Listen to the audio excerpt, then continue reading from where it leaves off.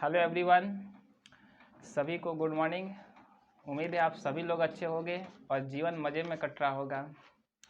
तो आज के लेक्चर में हम लोग नया टॉपिक स्टार्ट करने वाले हैं, नया चैप्टर स्टार्ट करेंगे हम लोग। ठीक है, चैप्टर का नाम है height and distance. Height and distance काफ़ी इंटरेस्टिंग चैप्टर है।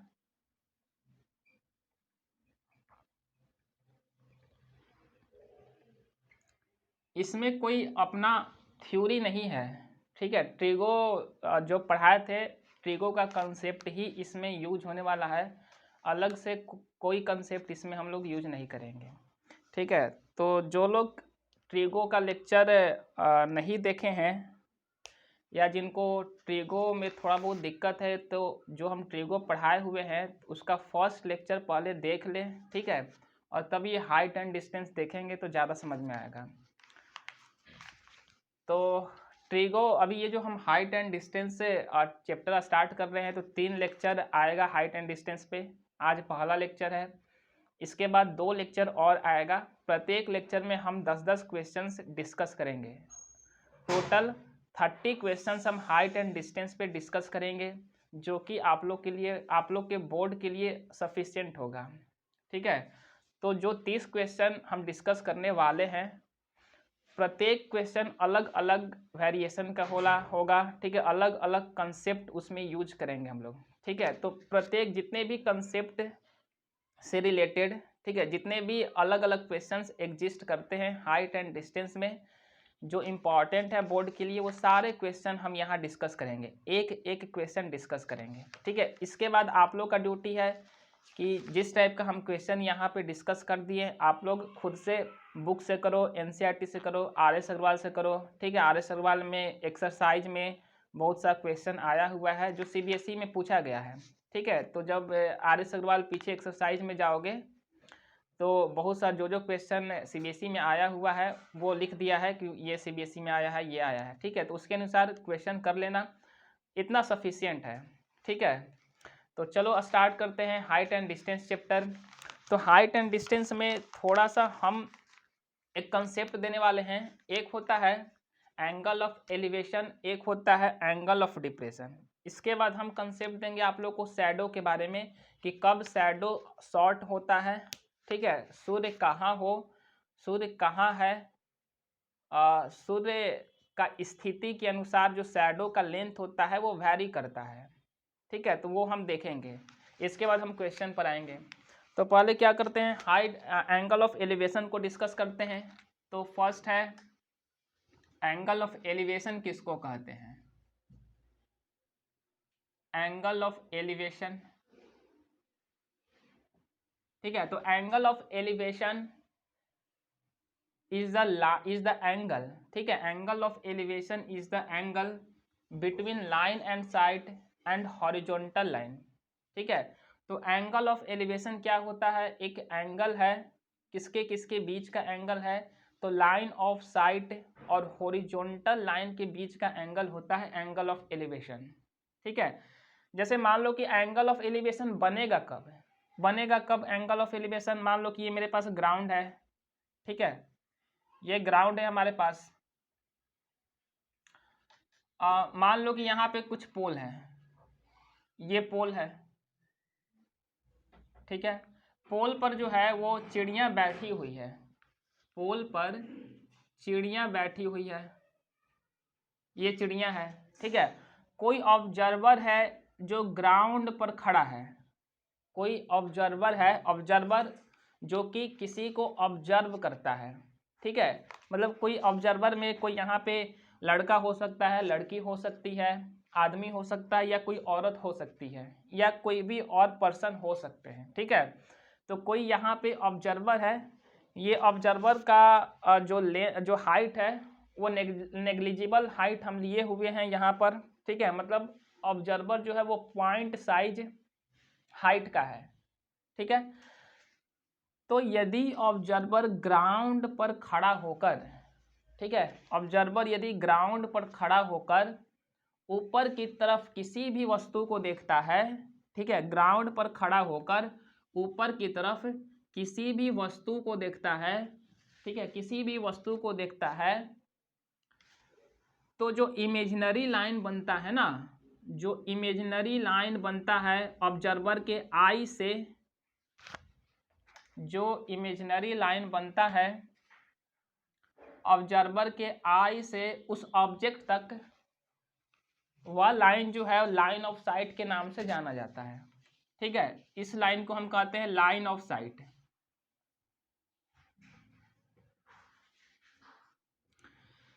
तो लाइन ऑफ साइट क्या होता है? एक इमेजिनरी लाइन है, रियल में एग्जिस्ट नहीं करता है। ठीक है, इसीलिए हम इमेजिनरी लाइन है, line of site imaginary line है, इसीलिए हम इस लाइन को डॉटेड लाइन से डिनोट किए हुए हैं। तो लाइन ऑफ साइट एक इमेजिनरी लाइन होता है, किसके किसके बीच का होता है? तो ऑब्जर्वर और ऑब्जर्वर जिस वस्तु को ऑब्जर्व कर रहा है, जिस वस्तु को देख रहा है, उसके बीच का जो इमेजिनरी डिस्टेंस होता है, इमेजिनरी जो लाइन होता है, वही लाइन लाइन ऑफ साइट के नाम से जाना जाता है। तो ये जो लाइन है ये लाइन ऑफ साइट है। ठीक है, क्योंकि ऑब्जर्वर और चिड़िया के बीच का इमेजिनरी लाइन है। ठीक है, इसीलिए यह जो लाइन है लाइन ऑफ साइट है।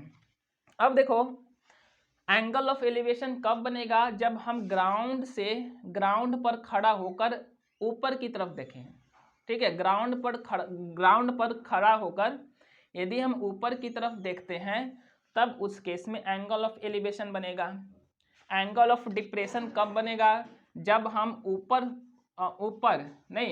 ऊपर खड़ा होकर ग्राउंड की तरफ देखते हैं। ठीक है, जब हम ऊपर से नीचे की तरफ देखेंगे तब एंगल ऑफ डिप्रेशन बनता है। जब हम नीचे से ऊपर की तरफ देखते हैं तब एंगल ऑफ एलिवेशन बनता है। ठीक है, तो एंगल ऑफ एलिवेशन क्या है? एंगल ऑफ एलिवेशन एक एंगल है, किसके किसके बीच का एंगल है?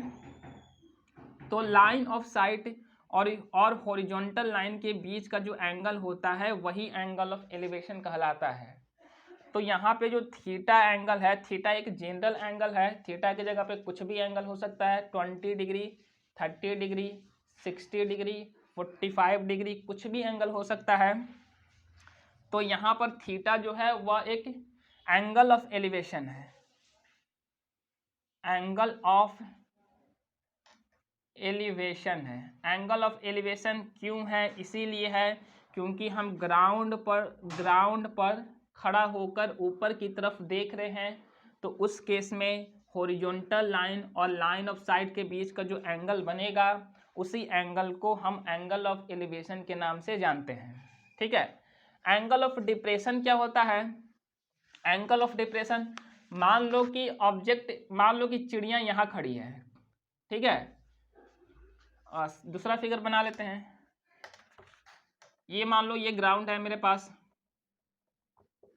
ठीक है, ये छत है, ये छत है। ठीक है, टावर है, ये ऊपर छत है, एरिया है, ये एरिया है। यहाँ पर कोई खड़ा है, कोई ऑब्जर्वर खड़ा है यहाँ पर।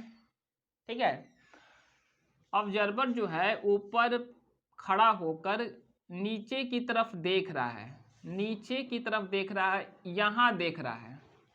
ठीक है, यहाँ देख रहा है। तो ऑब्जर्वर और ऑब्जेक्ट, ठीक है, ऑब्जर्वर और ऑब्जेक्ट को ज्वाइन करने वाला जो इमेजिनरी लाइन है, वही imaginary line line of site के नाम से जाना जाता है। तो ये जो डॉटेड लाइन है ये लाइन ऑफ साइट हो गया। ठीक है, अब देखो, हम कहे हैं, अभी हम बताए हैं कि एंगल ऑफ एलिवेशन और एंगल ऑफ डिप्रेशन, ठीक है, हॉरिजॉन्टल लाइन और लाइन ऑफ साइट के बीच का एंगल होता है। ठीक है, तो लाइन ऑफ साइट तो ये है। अब यदि हम इसको हॉरिजॉन्टल लाइन ऐसे ड्रॉ कर देते हैं, ठीक है, तो हॉरिजॉन्टल लाइन और लाइन ऑफ साइट के बीच का जो एंगल होगा, थीटा एंगल, ये एंगल जो है वो एंगल ऑफ डिप्रेशन होगा। तो एंगल ऑफ एलिवेशन और एंगल ऑफ डिप्रेशन दोनों ही एंगल लाइन ऑफ साइट और हॉरिजॉन्टल लाइन के बीच का एंगल होता है। ठीक है, दोनों को अलग अलग नाम से इसीलिए डिनोट करते हैं क्योंकि जब हम ग्राउंड पर खड़ा होकर ऊपर की तरफ देखेंगे तब उस केस में लाइन ऑफ साइट और हॉरिजॉन्टल लाइन के बीच का जो एंगल है वो एंगल ऑफ एलिवेशन कहलाएगा। लेकिन जब हम ऊपर खड़ा होकर ग्राउंड की तरफ देखते हैं तब उस केस में लाइन ऑफ साइट और हॉरिजॉन्टल लाइन के बीच का जो एंगल है उसको हम लोग एंगल ऑफ डिप्रेशन के नाम से जानते हैं। दोनों ही एंगल लाइन ऑफ साइट और हॉरिजॉन्टल लाइन के बीच का ही एंगल है, ठीक है। लेकिन एक बनता है कब, एंगल ऑफ एलिवेशन कब बनता है, जब हम ग्राउंड पर खड़ा होकर ऊपर की तरफ देखते हैं। एंगल ऑफ डिप्रेशन बनता है कब, जब हम ऊपर खड़ा होकर ग्राउंड की तरफ देखते हैं, ठीक है। तो अब देखो यहाँ पर ये थीटा है तो ये एंगल भी थीटा ही हो जाएगा, अल्टरनेट इंटीरियर एंगल, ठीक है, क्योंकि जेड बन रहा है, ये लाइन और ये लाइन एक दूसरे के पैरेलल हैं और ये ट्रांसवर्सल लाइन की तरह वर्क कर रहा है, तो ये एंगल और ये एंगल दोनों ही एंगल आपस में बराबर होंगे। तो याद रख लेना, ठीक है, हम लोग इसका यूज करेंगे। एंगल ऑफ डिप्रेशन कभी भी क्वेश्चन में अब आप लोग को दिखेगा तो यहाँ पे जो एंगल बनेगा एंगल ऑफ डिप्रेशन वही एंगल यहाँ भी बनेगा, ठीक है। और तब हम लोग इस राइट एंगल ट्रायंगल में क्वेश्चन के अनुसार tan थीटा साइन थीटा कुछ भी अप्लाई करके जो हमको वैल्यू फाइंड करना होगा उस वैल्यू को फाइंड कर लेंगे, ठीक है। तो अभी हम दो चीज को डिस्कस किए, पहला है एंगल ऑफ एलिवेशन और दूसरा है एंगल ऑफ डिप्रेशन, ठीक है। ये जो एंगल है ये एंगल ऑफ डिप्रेशन है। अब देखते हैं अगला कंसेप्ट, ठीक है, कि लेंथ ऑफ शैडो कैसे वैरी करता है सन के पोजीशन के अनुसार, ठीक है। जब सन का पोजीशन बदलता है तो लेंथ ऑफ शैडो कैसे वैरी करता है।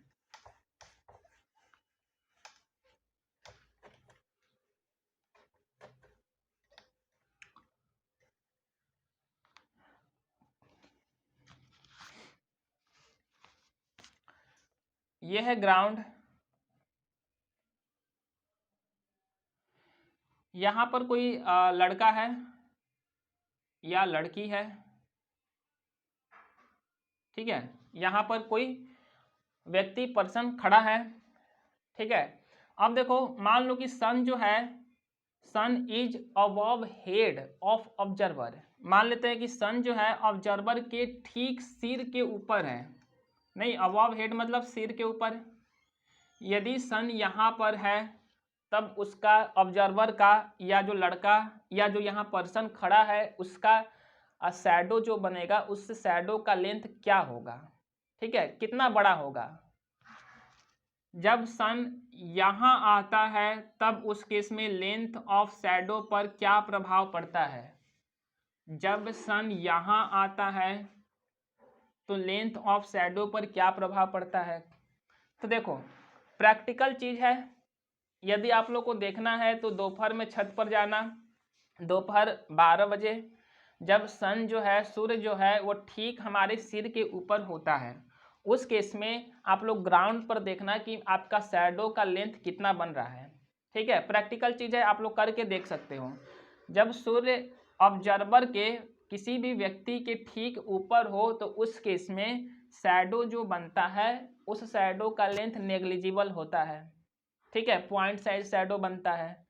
लेकिन जैसे ही सूर्य ऑब्जर्वर से दूर जाता है ना तो लेंथ ऑफ शैडो जो होता है वो इंक्रीज होता है, बढ़ता है, ठीक है। जैसे मान लो कि सन यहाँ आ गया, यहाँ आ गया तो लेंथ ऑफ शैडो जो है वो इतना हो गया, इतना हो गया, ठीक है, यहाँ से यहाँ तक हो गया लेंथ ऑफ शैडो।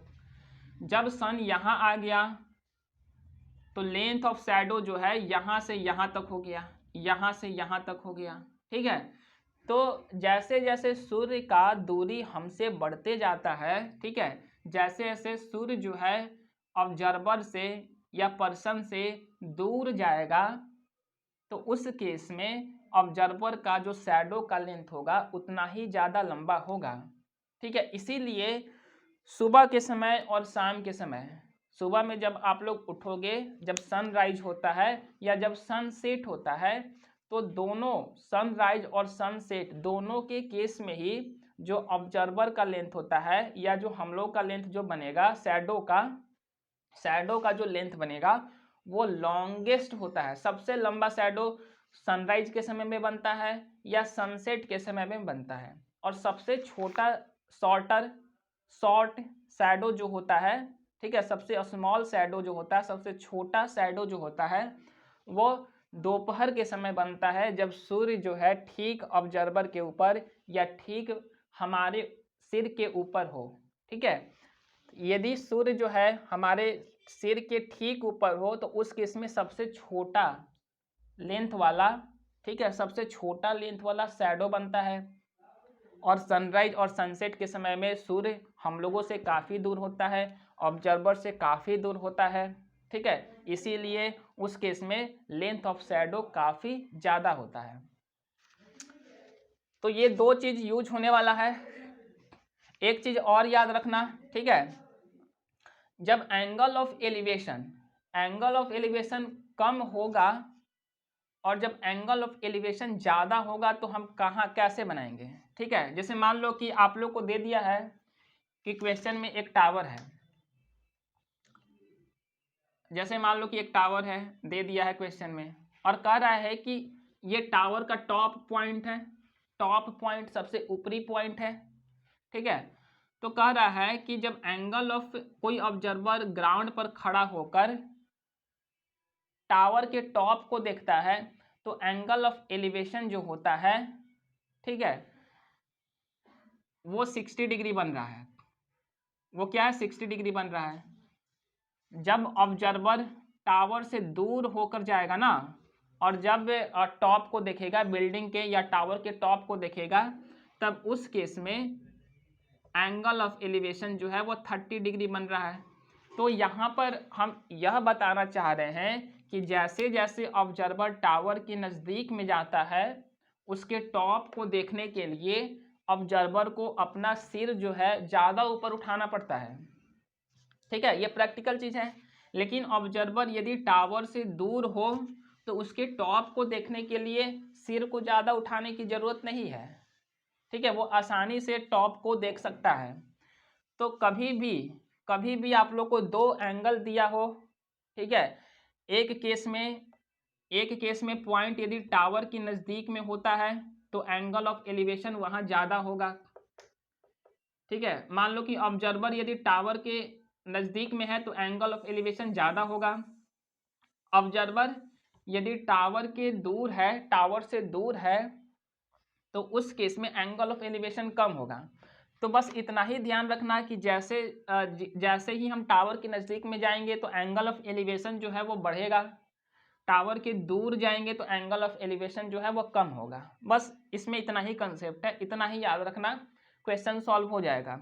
नज़दीक जाने पर एंगल ऑफ एलिवेशन क्यों बढ़ेगा, क्योंकि जैसे ही हम टावर के नज़दीक में जाते हैं तो हमको टावर के टॉप को देखने के लिए, ठीक है, सिर को ज़्यादा ऊपर उठाना पड़ेगा, इसलिए एंगल ऑफ एलिवेशन जो है वो ज़्यादा होगा।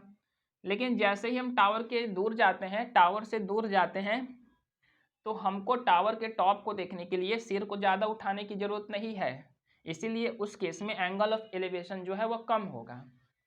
ठीक है, तो बस इतना ही कंसेप्ट हम लोग क्वेश्चन में यूज करने वाले हैं और क्वेश्चन जो है वो आसानी से सॉल्व हो जाएगा।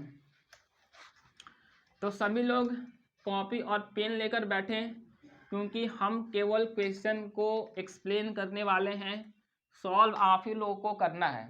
ठीक है, सॉल्व आप ही लोगों को करना है। हाइट एंड डिस्टेंस में प्रॉब्लम होता है फिगर बनाने में, क्वेश्चन को पढ़कर जो भी फिगर ड्रॉ कर लिया, ठीक है, वो क्वेश्चन को सॉल्व कर लेगा। यदि जो सही तरीके से फिगर ड्रॉ नहीं कर पाता है तो उसके लिए थोड़ा सा मुश्किल हो जाता है क्वेश्चन को सॉल्व करना, इसीलिए क्वेश्चन को पढ़ना है। ठीक है, हम थोड़ा सा हिंट करेंगे, आप ही लोग को सॉल्व करना है। कॉपी पेन साथ में लेकर बैठिएगा, ऐसा नहीं कि कहानी की तरह। ठीक है, बस इसी तरह से हम देख लिए और खुद से कॉपी पर खुद से क्वेश्चन को सॉल्व नहीं किए, तब फिर कोई लाभ नहीं होने वाला है। ठीक है, तो हम हर टाइप का क्वेश्चन डिस्कस करेंगे। तो पहले हम लोग इजी क्वेश्चन से स्टार्ट करते हैं, और फिर धीरे धीरे लेवल को हम लोग बढ़ाएंगे। तो आपके स्क्रीन पे आ रहा है आज के लेक्चर का पहला क्वेश्चन। तो क्वेश्चन है how a vertical pole stands on the level ground. Question लिख नहीं रहे हैं, बस इसी तरह पढ़ दे रहे हैं, ठीक है। A vertical pole stands on the level ground. कोई एक पोल है जो लेवल ग्राउंड मतलब जो ग्राउंड है हमारे पास वो समतल है, ठीक है, लेवल वाला ग्राउंड है। हम लोग जिस ग्राउंड पर चलते हैं वो ग्राउंड नहीं है, रोड वाला ग्राउंड नहीं है, क्योंकि रोड वाला ग्राउंड जो है वो अप्स एंड डाउन वाला रोड होता है, नहीं इस तरह का होता है। कहीं ऊंचा मिलता है तो कहीं नीचा मिलता है, कहीं ऊंचा मिलता है तो कहीं नीचा मिलता है। तो ये जो ग्राउंड है यहाँ पर लेवल ग्राउंड है, इसका मतलब एकदम कहीं ऊंचा नहीं, सभी एक ही लेवल में है, ठीक है। तो a vertical pole stands on the level ground. कोई पोल है जो लेवल ग्राउंड पर खड़ा है। स्टैंड मतलब खड़ा है, तो हम एक पोल बना लिए। सबसे पहले ग्राउंड मेंशन किया हुआ था क्वेश्चन में, तो हम एक लेवल ग्राउंड बना लिए। एक स्टैंड ग्राउंड पर खड़ा है, इसीलिए हम एक स्टैंड ड्रॉ कर लिए, ठीक है। अब देखो यहाँ पे from a point on the ground, from a point on the ground 25 meter away from the foot of the pole, ठीक है। इस ग्राउंड पर कहीं एक पॉइंट है, कहाँ पे पॉइंट है, तो 25 meter away from the foot of the pole. ये फुट है पोल का और ये हेड है पोल का। तो पोल के फुट से 25 मीटर की दूरी पर, मान लेते हैं कि यहाँ से यहाँ का जो डिस्टेंस है वो 25 मीटर का है, ठीक है। पोल के फुट से 25 मीटर की दूरी पर हम इधर लिए, आप लोग का मन करे तो पॉइंट इधर भी ले सकते हो, तो कोई दिक्कत नहीं है। The angle of elevation of its top is found to be 60 degree. Angle of elevation जो बन रहा है, ठीक है, इस पॉइंट से इस बिल्डिंग के टॉप का जो एंगल ऑफ एलिवेशन बन रहा है वो 60 डिग्री बन रहा है। तो हम क्या करते हैं, एंगल ऑफ एलिवेशन बनाने के लिए हमको लाइन ऑफ साइट और हॉरिजॉन्टल लाइन के बीच का एंगल चाहिए। तो हम ये एक इमेजिनरी लाइन ड्रॉ कर दिए जो कि लाइन ऑफ साइट को रिप्रेजेंट कर रहा है, ठीक है। ये इमेजिनरी लाइन जो है लाइन ऑफ साइट है। तो लाइन ऑफ साइट और हॉरिजॉन्टल लाइन के बीच का ही एंगल ऑफ एलिवेशन होता है। तो यही एंगल जो है वो एंगल ऑफ एलिवेशन है। क्वेश्चन में एंगल ऑफ एलिवेशन 60 डिग्री दिया हुआ है, तो ये एंगल 60 डिग्री का हो जाएगा, ठीक है। तो find the height of the pole. आप लोगों से पोल का हाइट पूछ रहा है, तो मान लेते हैं कि हाइट ऑफ द पोल जो है वो कैपिटल H है, जो हमको फाइंड करना है, ठीक है। तो देखो किस तरीके से क्वेश्चन को पढ़कर हम फिगर को ड्रॉ किए हैं, ठीक है। इसी तरह से आप लोग को भी क्वेश्चन को पढ़कर फिगर को ड्रॉ करना पड़ेगा, ठीक है। तो क्वेश्चन हम फिर से एक बार रिपीट कर रहे हैं। क्वेश्चन क्या था कि a vertical pole stand on the level ground. तो पहले हम एक लेवल ग्राउंड बना लिए। A vertical pole stands on the level ground, इसीलिए हम एक वर्टिकल पोल बना लिए जो कि लेवल ग्राउंड पर खड़ा है, ठीक है, लेवल ग्राउंड पे खड़ा है। अब आगे क्वेश्चन में लिखा हुआ है कि 25 meter away from the foot of the pole, 25 meter away from the foot of the pole. Pole के फुट से 25 मीटर की दूरी पर, या तो इधर दूरी लो चाहे या तो दूरी उधर लो, कोई फर्क नहीं पड़ने वाला, ठीक है। 25 मीटर की दूरी पर the angle of elevation of its top is found to be 60 degree, ठीक है। तो एंगल ऑफ एलिवेशन कहाँ, किस पॉइंट से एंगल ऑफ एलिवेशन 60 डिग्री है, तो पोल के फुट से 25 मीटर की दूरी पर जो पॉइंट है उसी पॉइंट से पोल का जो टॉप है उस टॉप का एंगल ऑफ एलिवेशन 60 डिग्री है, ठीक है। ऐसा नहीं 25 मीटर की दूरी पर ही एंगल ऑफ एलिवेशन 60 डिग्री होगा। जैसे 25 मीटर की दूरी से आगे जाओगे या पहले आओगे तब एंगल ऑफ एलिवेशन 60 डिग्री नहीं बनेगा। यदि हम 25 मीटर से कम होते हैं तो एंगल ऑफ एलिवेशन ज़्यादा बनेगा। यदि हम 25 मीटर से और आगे चले जाते हैं तो एंगल ऑफ एलिवेशन और कम बनेगा, ठीक है। तो अब देखो यहाँ पे हमको हाइट ऑफ पोल चाहिए, तो हाइट ऑफ पोल चाहिए, तो अब सोचो हमको क्या क्या पता है। ठीक है, तो आप लोग को याद होगा कि साइन थीटा किसको कहते हैं, कॉस थीटा किसको कहते हैं, टैन थीटा किसको कहते हैं, याद है ना। ट्रिगो में पढ़ाए थे पंडित बद्री प्रसाद हर हर बोले। ठीक है, पंडित बद्री प्रसाद हर हर बोले। तो sine theta P upon H के बराबर होता है, cos theta B upon H के बराबर होता है, tan theta P upon B के बराबर होता है। हम यह भी बताए थे कि परपेंडिकुलर वाला साइड कौन सा साइड परपेंडिकुलर होता है, तो जहाँ पे एंगल हो, हम जिस एंगल को कंसीडर करते हैं उस एंगल के ठीक सामने वाला साइड परपेंडिकुलर होता है। यदि हम 60 डिग्री एंगल को कंसीडर करें तो इस एंगल के ठीक सामने वाला साइड हाइट ऑफ पोल है, तो हाइट ऑफ पोल जो है वो परपेंडिकुलर की तरह काम करेगा, जो साइड बच जाएगा वो बेस की तरह काम करेगा, और लॉन्गेस्ट साइड सबसे लंबा वाला जो साइड होता है वो तो हाइपोटेनस होता ही है, जिसको हिंदी में हम लोग कर्ण के नाम से जानते हैं। ठीक है, बेस को आधार कहते हैं और परपेंडिकुलर को लंब बोलते हैं शायद। ठीक है, तो अब सोचो हमको ये वाला साइड फाइंड करना है, ये वाला साइड फाइंड करना है। ये वाला साइड है क्या, परपेंडिकुलर है या बेस है या हाइपोटेनस है। तो जाहिर सी बात है कि जिस एंगल को हम कंसीडर किए हुए हैं उसके ठीक सामने वाला साइड परपेंडिकुलर होता है, तो ये जो साइड है ना ये परपेंडिकुलर है। इसका मतलब क्वेश्चन में हमको परपेंडिकुलर फाइंड करना है, हमको बेस पता है, ठीक है, हमको परपेंडिकुलर फाइंड करना है। तो अब सोचो तीनों में से हम किस ट्रिग्नोमेट्रिक रेशियो को अप्लाई कर सकते हैं। यदि हम साइन थीटा अप्लाई करें तो परपेंडिकुलर तो फाइंड करना है हमको, ऊपर वाला वैल्यू नहीं पता है और हाइपोटेनस भी नहीं पता है, तो नीचे वाला भी वैल्यू नहीं पता है। इसका मतलब हम साइन थीटा को अप्लाई नहीं कर सकते हैं क्योंकि दोनों नहीं पता है।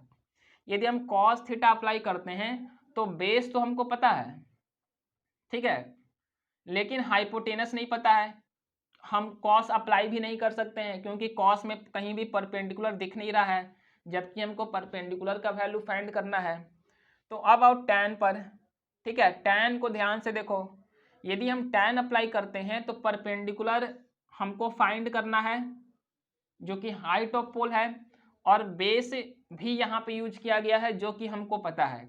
ठीक है, तो जाहिर सी बात है कि हम टैन ट्रिग्नोमेट्रिक रेशियो अप्लाई करके हाइट ऑफ पोल को फाइंड कर सकते हैं। समझ आया ना। तो कौन सा ट्रिग्नोमेट्रिक रेशियो अप्लाई करना है, कौन सा ट्रिग्नोमेट्रिक रेशियो अप्लाई करना है वो ऐसे पता चल जाएगा। हम देख लेंगे क्या गिवन है क्वेश्चन में और हमको क्या फाइंड करना है। ठीक है, मान लो कि हमको हाइपोटेनस गिवन होता और परपेंडिकुलर पूछ रहा होता तो हम उस केस में साइन थीटा अप्लाई कर दिए होते हैं।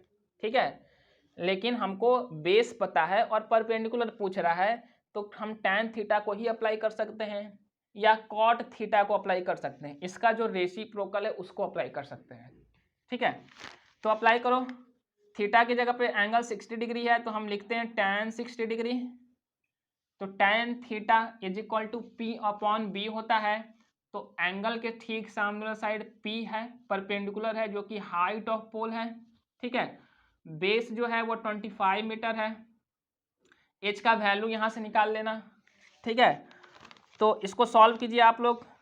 क्वेश्चन में दिया हुआ है कि √3 का जो वैल्यू है ना वो 1.732 है, तो ये हो जाएगा tan 60 का वैल्यू पुट कीजिए। नहीं याद है तो याद करना पड़ेगा, खुद से नहीं भी याद है खुद से सर्च करो, बुक निकालो, बुक से देखो कि tan 60 डिग्री का वैल्यू कितना होता है। ठीक है, और फिर हाइट ऑफ पोल निकालो। तो इसको बस हम यहीं तक सॉल्व कर रहे हैं, आगे की ओर हम बढ़ते हैं। आप लोगों का ड्यूटी है आंसर को लाना, कैलकुलेशन करना। ठीक है, मेरा काम है आप लोग का मार्गदर्शन करना, कैलकुलेशन करने का नहीं। ठीक है, ये आप लोग का काम है, मेरा काम है बस कंसेप्ट बताना। अब देखो यहाँ पे नेक्स्ट क्वेश्चन की तरफ बढ़ते हैं। अ काइट इज फ्लाइंग, काइट पतंग, कितने लोग पतंग उड़ाए हैं, जो पतंग उड़ाए होंगे ये क्वेश्चन उन लोगों से बनने वाला है, ठीक है। जो पतंग नहीं उड़ाए हैं तो उड़ा लें, 14 जनवरी को पतंग जरूर उड़ाना और फील करना कि पतंग उड़ाने में कितना मज़ा आता है, ठीक है। हम तो काफ़ी पतंग उड़ाया करते थे बचपन में। तो अब देखो यहाँ पे अ काइट इज फ्लाइंग, कोई काइट है, कोई पतंग है जो कि आकाश में उड़ रहा है, ठीक है। तो हम सबसे पहले क्वेश्चन पढ़ के एक काइट बना लेते हैं। काइट इसी तरह का होता है, इस तरह का होता है काइट, ये पूंछ होता है काइट का। तो ये काइट है, काइट उड़ रहा होगा, काइट को कोई उड़ा रहा होगा, उड़ाने वाला आदमी ग्राउंड पर खड़ा होगा या तो छत पर खड़ा होगा। तो हम मान लेते हैं फिलहाल कि ये ग्राउंड है जहां पर ऑब्जर्वर खड़ा होगा, ठीक है। जो पतंग को उड़ा रहा है वो ग्राउंड पर खड़ा होगा। अब देखो जब तुम लोग पतंग उड़ाओगे ना, तब धागा जो होता है, मान लो यहाँ ऑब्जर्वर है, ठीक है। ऑब्जर्वर के हाथ में लटाई है, लटाई किसको कहते हैं, तो लटाई होता है जिसमें बहुत सा धागा जो है वो रैप किया हुआ रहता है, ठीक है। और ऐसे लेके हम लोग जो है धागा को ढील देते हैं या उसको और मोड़ते हैं, ठीक है। तो जो पतंग उड़ाए होंगे वो लटाई के बारे में जानते होंगे। तो अब देखो यहाँ पे ऑब्जर्वर यहाँ पे खड़ा है, पतंग यहाँ है, धागा पतंग के यहाँ पे बंधा हुआ होता है, ठीक है। तो जब पतंग उड़ाओगे ना तो जो धागा होता है ना वो स्ट्रेट नहीं होता है, वो ऐसे सीधा नहीं होता है धागा, ठीक है। धागा क्या होता है, धागा ऐसे होता है, ऐसे होता है, इसको बोलते हैं स्लैक, स्लैक, ठीक है। तो प्रैक्टिकल में ठीक है, ऑब्जर्वर और पतंग दोनों को ज्वाइन करने वाला जो थ्रेड, जो धागा होता है ना वो स्लैक होता है, वो बिल्कुल स्ट्रेट नहीं होता है, ठीक है। लेकिन क्वेश्चन बोल रहा है कि the thread makes angle of 30 degree with the ground, thread जो है वो ग्राउंड से 30 डिग्री का एंगल बना रहा है। Find the height of the kite from the ground assuming that there is no slack in the thread. Question में साफ साफ लिखा हुआ है कि धागे में किसी भी तरह का स्लैक नहीं है, मतलब स्लैक नहीं है इसका मतलब यह है कि हम धागा को बिल्कुल स्ट्रेट मानेंगे, बिल्कुल स्ट्रेट मानेंगे, ये वाला हम सिचुएशन नहीं लेंगे, ठीक है। क्योंकि क्वेश्चन में साफ साफ लिखा हुआ है कि स्लैक धागा में नहीं है, उसको आप लोगों को इग्नोर करना है।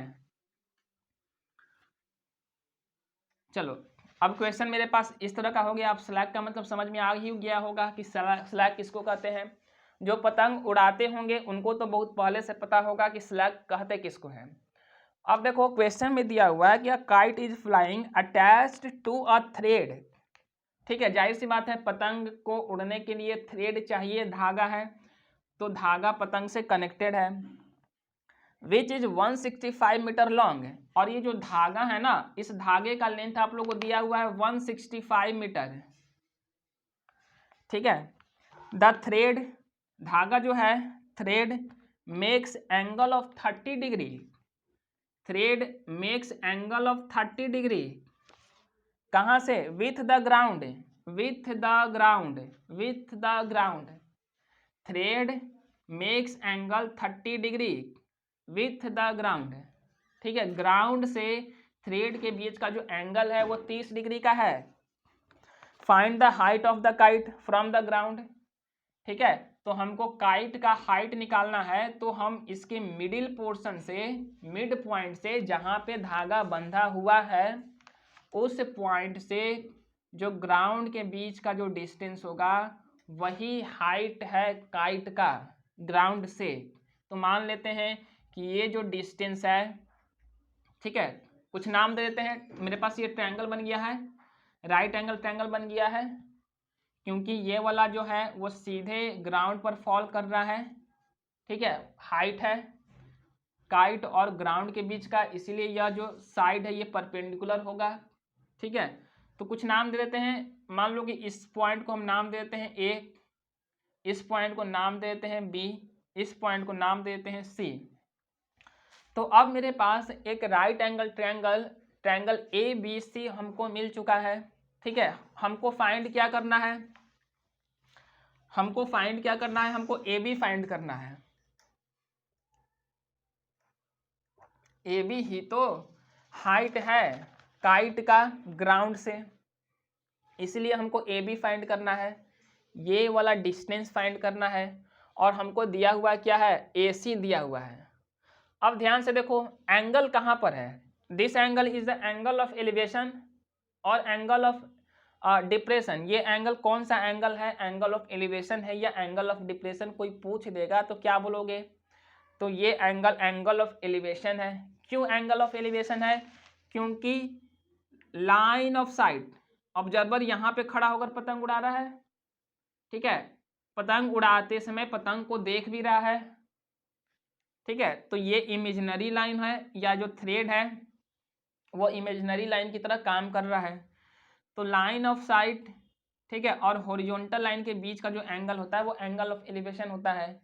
ठीक है, तो ग्राउंड पर खड़ा होके ऊपर की तरफ देखते हैं तो एंगल ऑफ एलिवेशन, ऊपर खड़ा होकर ग्राउंड की तरफ देखेंगे तो एंगल ऑफ डिप्रेशन। किसके बीच का एंगल ऑफ डिप्रेशन बनता है, तो लाइन ऑफ साइट और हॉरिजॉन्टल लाइन के बीच का एंगल ऑफ डिप्रेशन होता है। कब होता है, जब हम ऊपर खड़ा होकर ग्राउंड की तरफ देखते हैं तब होता है। अब ध्यान से देखो ये क्वेश्चन आप लोग सॉल्व कर लो। अब देखो क्या अप्लाई कर सकते हैं, sine cos tan, sine apply करोगे, कॉस अप्लाई करोगे या टैन अप्लाई करोगे, बस यही तीनों में से किसी एक का यूज होने वाला है। तो देख लो कि हमको दिया क्या हुआ है, फाइंड क्या करना है। ये एंगल यहाँ दिया हुआ है तो इस एंगल को हम कंसीडर कर रहे हैं, तो जिस एंगल को कंसीडर करते हैं उस एंगल के सामने वाला साइड परपेंडिकुलर होता है। तो हमको फाइंड क्या करना है, तो हमको परपेंडिकुलर फाइंड करना है। ये साइड परपेंडिकुलर है, यही हमको फाइंड करना है। और हमको गिवन क्या है, दिया हुआ क्या है, तो हाइपोटेनस हमको पता है 165 मीटर। ठीक है, सभी को पता है कि साइन जो होता है वो P अपॉन एच के बराबर होता है, कॉस B अपॉन एच के बराबर होता है, टैन P अपॉन B के बराबर होता है। नहीं पता है तो पंडित बद्री प्रसाद हर हर बोले, ये तो पता ही होगा। तो देखो P और H के बीच का रिलेशन कौन देता है, साइन कॉस टैन, तीनों में से कौन देता है, तो परपेंडिकुलर और हाइपोटेनस के बीच का रिलेशन साइन देता है। तो इसीलिए हम यहाँ साइन 30 डिग्री यूज करेंगे, कॉस 30 डिग्री भी नहीं यूज करेंगे और टैन 30 डिग्री भी यूज नहीं करेंगे। ठीक है, तो लिखो sine 30 degree, sine 30 degree P upon H, तो इस एंगल के ठीक सामने वाला साइड परपेंडिकुलर AB और हाइपोटेनस AC। ठीक है, AB का वैल्यू पुट करो, सॉरी AB हमको फाइंड करना है, AC का वैल्यू पुट करो 165। देख लेना कि साइन 30 डिग्री का वैल्यू कितना होता है, हम तो नहीं बताने वाले हैं, नहीं याद है। ठीक है, तो बुक में देखो या जो हम लेक्चर बताए थे, जो लेक्चर हम डिस्कस किए थे कैसे एंगल को याद रखते हैं, उस लेक्चर को देख लेना। ठीक है, उसमें हम ट्रिक बताए हुए हैं कि किस तरह sine 30 degree, cos 30 degree, tan 30 degree, मतलब कैसे याद किया जाए, कुछ थोड़ा सा ट्रिक बताए हैं जिससे आसानी से सारे एंगल के वैल्यू को याद किया जा सकता है। इसको सॉल्व कर लेना, देख लेना ए बी का आंसर कितना आ रहा है, तो हम बता दे रहे हैं कितना आएगा, आप लोग मिला लेना, 82.5 आएगा। ठीक है, ए बी जो लेंथ है वह आएगा 82.5। सॉल्व जरूर करो। ठीक है, आगे की ओर बढ़ते हैं हम लोग।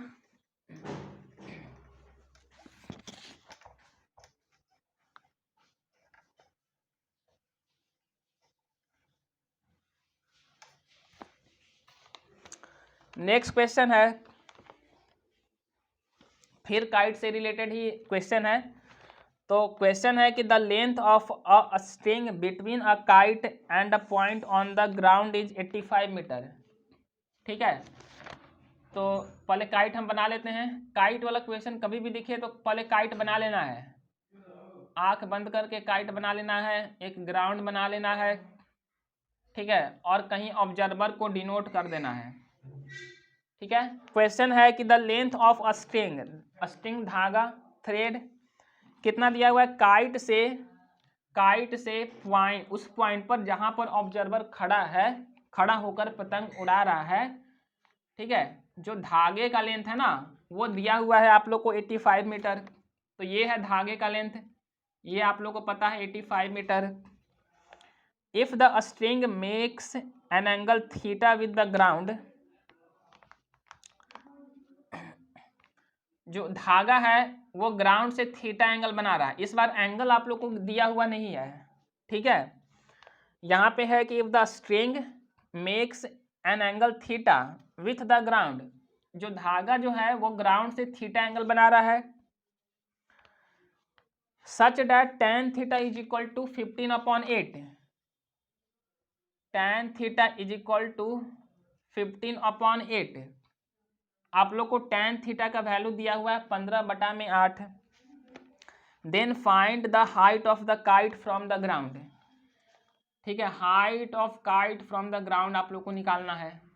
तो इस पॉइंट को यदि हम A ले लें, इसको B ले लें, इसको C ले लें, इसका मतलब है आप लोग को AB लेंथ फाइंड करना है, आप लोग को AB लेंथ फाइंड करना है, ठीक है। लेकिन यहाँ पे एंगल ऑफ एलिवेशन नहीं दिया हुआ है। अब देखो हमको दिया हुआ है tan theta is equal to 15/8। सभी को पता है कि tan थीटा जो होता है वो P/B के बराबर होता है, परपेंडिकुलर अपॉन बेस के बराबर होता है। तो क्या हम लिख सकते हैं कि परपेंडिकुलर का वैल्यू 15 और बेस का वैल्यू 8, क्या हम लिख सकते हैं? क्या परपेंडिकुलर सही में 15 होगा और बेस सही में 8 होगा? तो बिल्कुल नहीं, ठीक है। यहाँ पर ध्यान रखना, कभी भी परपेंडिकुलर 15 नहीं होगा, बेस 8 नहीं होगा। क्यों नहीं होगा? ध्यान से देखो, हो सकता है कि ओरिजिनल परपेंडिकुलर, मान लो कि मेरे पास ओरिजिनल वैल्यू है 16/12 ओरिजिनल वैल्यू है, मेरे पास ओरिजिनल रेशियो है 16/12, ठीक है। लेकिन दोनों में से कॉमन वैल्यू को यदि हम कैंसिल कर दें तो अब देखो हमको क्या मिलता है, हमको मिलता है 4/3। तो क्या ओरिजिनल रेशियो 4/3 था? बिल्कुल नहीं, ठीक है। हमारे पास ओरिजिनल रेशियो तो 16/12 था। तो कोई पूछेगा कि ओरिजिनल न्यूमरेटर का वैल्यू क्या था, तो क्या आप लोग 4 बोलोगे? तो बिल्कुल नहीं, 4 था ही नहीं। क्या ओरिजिनल डिनोमिनेटर का वैल्यू 3 था? तो बिल्कुल नहीं, 3 भी नहीं था। तो ओरिजिनल तो न्यूमरेटर 16 था और ओरिजिनल डिनोमिनेटर 12 था। तो दोनों में कॉमन वैल्यू को कैंसिल करके 4/3 लिखा गया है। उसी तरह से यहाँ भी ध्यान से देखो, tan थीटा का वैल्यू 15/8 है, जो कि P/बेस के बराबर होता है, परपेंडिकुलर अपॉन बेस के बराबर होता है। तो दोनों न्यूमरेटर और डिनोमिनेटर दोनों में ही कॉमन वैल्यू को कैंसिल करके लिखा गया है tan थीटा का वैल्यू 15/8। इन दोनों में आप लोगों को कोई कॉमन वैल्यू नहीं दिख रहा होगा, कोई ऐसा नंबर नहीं है जो 15 और 8 दोनों को डिवाइड कर दे, ठीक है। इसीलिए मत लिख देना कि परपेंडिकुलर का वैल्यू 15 होगा और बेस का वैल्यू 8 होगा, गलत हो जाएगा, ठीक है। तो परपेंडिकुलर का वैल्यू 15 नहीं होगा, लेकिन 15 × k तो हो सकता है। k कॉमन वैल्यू है जो दोनों में से कैंसिल कर दिया गया था। तो हम मान लिए कि जो दोनों में से कॉमन वैल्यू को कैंसिल किया गया था वो वैल्यू जो है वह k है, ठीक है। तो परपेंडिकुलर 15k हो जाएगा और बेस कितना हो जाएगा, 8k हो जाएगा। जब हमको परपेंडिकुलर 15k पता है, बेस 8k पता है, तो क्या हम AC निकाल सकते हैं, हाइपोटेनस निकाल सकते हैं पाइथागोरस थ्योरम अप्लाई करके? तो पाइथागोरस थ्योरम लिखेंगे कि यूजिंग पाइथागोरस थ्योरम लिख देना, ठीक है। तो पाइथागोरस थ्योरम से हम लिख सकते हैं कि AB² प्लस में BC² प्लस में इधर लिखते हैं, लिखेंगे using Pythagoras theorem AB² plus में BC square is equal to AC square. तो AB जो है वो क्या है, परपेंडिकुलर है, क्योंकि एंगल के ठीक सामने साइड जो है वो AB है, ये परपेंडिकुलर है, ये साइड बेस है और ये साइड हाइपोटेनस है। ठीक है, तो हमको परपेंडिकुलर पता है कितना, 15K, तो यहाँ लिख दो 15K का होल स्क्वायर। हमको BC पता है, BC क्या है, बेस है, तो पता है 8K का होल स्क्वायर, और हमको AC तो निकालना है, हाइपोटेनस निकालना है। अब देखो यहाँ पर ये जो AC आएगा अंडर रूट हो जाएगा, ये हो जाएगा 225K स्क्वायर, और यहाँ स्क्वायर लगा हुआ है तो ये जो अंदर वैल्यू है ये हो जाएगा 64K स्क्वायर। ठीक है, अब क्या करो, दोनों में से K स्क्वायर को कॉमन ले लो, तो यहाँ बचेगा 225 और यहाँ बचेगा 64। ठीक है, तो स्क्वायर रूट में 2K पर 1K बाहर आ जाएगा, क्योंकि यहाँ पे K स्क्वायर है, और अंदर में कितना आएगा, तो इसको देख ही लो, ये हो जाएगा 9, ये हो जाएगा 8, ये हो जाएगा 2, और यहाँ पे K स्क्वायर, तो 17 का स्क्वायर करोगे तो 289 मिलता है। तो 289 को 17 17 का स्क्वायर लिख सकते हैं, तो स्क्वायर रूट में 17 का स्क्वायर है, तो 2 गो पे 1 बाहर आएगा तो हो जाएगा 17। K स्क्वायर है तो 1K बाहर आ जाएगा, तो क्या मिलेगा, 17K मिलेगा। ठीक है, तो हमको हाइपोटेनस कितना मिला, हमको हाइपोटेनस मिला है 17K। K का वैल्यू हमको नहीं पता है।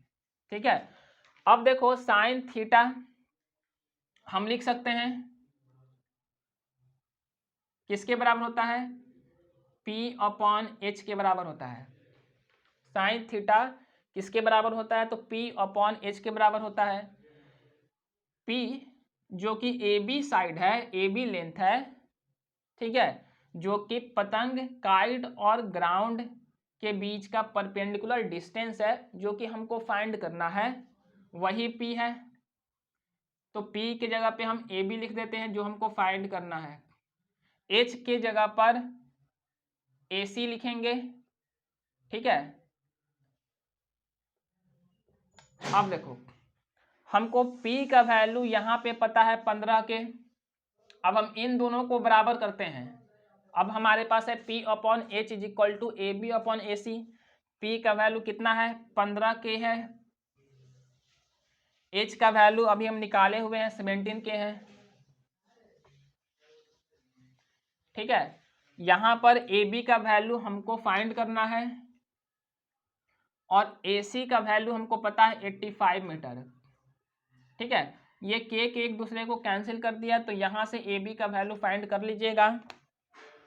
AB का वैल्यू फाइंड करोगे तो आएगा 75 मीटर, तो आंसर मिला लेना, आंसर आएगा 75 मीटर।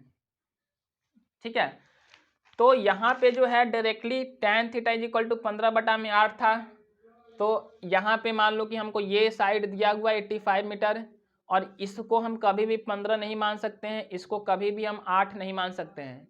ये 15K है और ये 8K है। अब K कौन सा वैल्यू होगा हमको नहीं पता है, इसीलिए हम जो डायरेक्टली सॉल्व नहीं कर सकते थे, तो हम क्या किए, हम H का वैल्यू निकाले, और हमको पता है, ठीक है, कि साइन थीटा P/H होता है यदि AB K के फॉर्म में 15K है, ठीक है, और यदि यह K के फॉर्म में हाइपोटेनस 17K है, तो हम साइन थीटा को दो तरीके से लिख सकते हैं, एक ओरिजिनल AB, ओरिजिनल AC, और एक K के फॉर्म में लिख सकते हैं।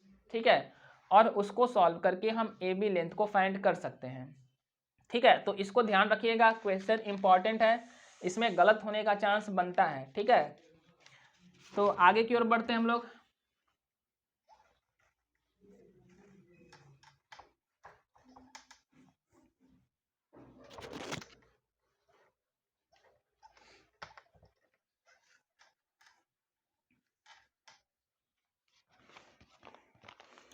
नेक्स्ट क्वेश्चन है a ladder 15 metre long just reaches the top of a vertical wall.